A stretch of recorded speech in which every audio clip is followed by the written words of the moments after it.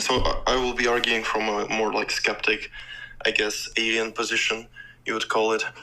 Alien? So, alien? Like a alien? No, like alien, like... What? Like alien, Like avian flu? Avian?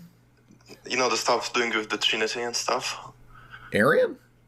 Yeah. Oh, okay. Okay, go ahead. Yeah, so basically, you like to bring up this like transcendental argument, right? When arguing with atheists and stuff. Uh-huh. And so basically, it brings up the necessity of grounding like transcendental objects, like reason itself. So basically, you cannot reason without grounding reason itself. So that's like a good argument, and I thought about it, but still, I don't see how the necessity of grounding reason would imply a Trinity, right? Because all it implies is the necessity itself, but you can kind of solve this by Platonism, right? So you can kind of ground that in the Platonism doesn't work.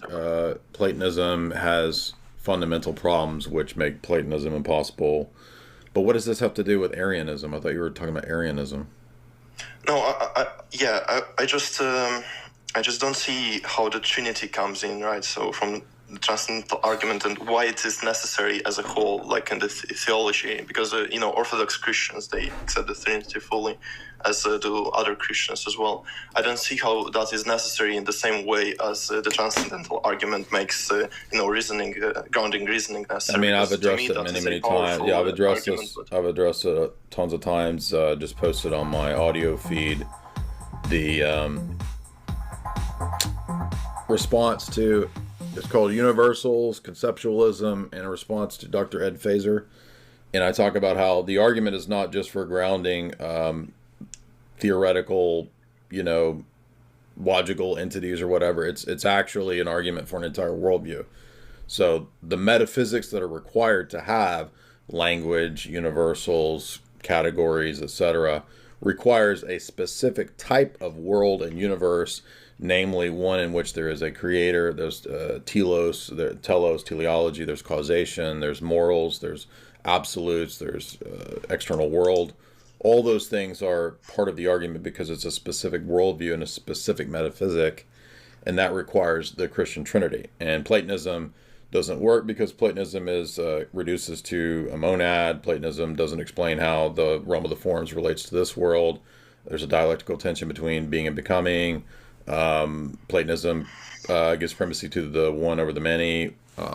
We don't have any explanation as to why there's many and not just a one. I mean, there's all kinds of serious problems in Platonism.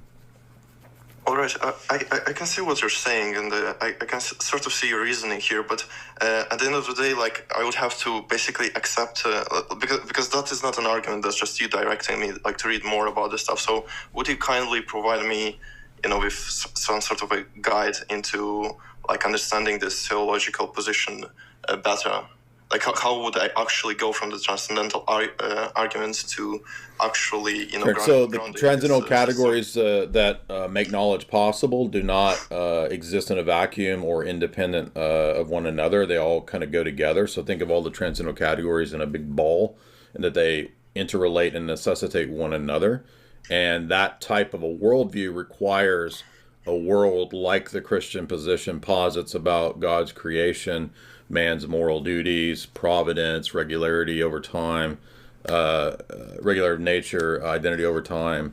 That specific worldview resolves all those problems, like the one in the many as an example. And so the argument is that transcendental categories presuppose a certain type of deity to ground all of those transcendental categories, namely the Trinitarian Christian God. All right, but you don't see any other possibilities because obviously it's a holistic argument, and so the other possibilities are not going to have the Christian Trinitarian theistic position. They're going to have other positions that, at a fundamental level, if you, for example, change the deity that you're trying to use to ground the system, like Platonism, you can't ground it in Platonism because Platonism doesn't tell you how there's any similarity to the realm of the forms to this realm. So you could do no grounding. All right.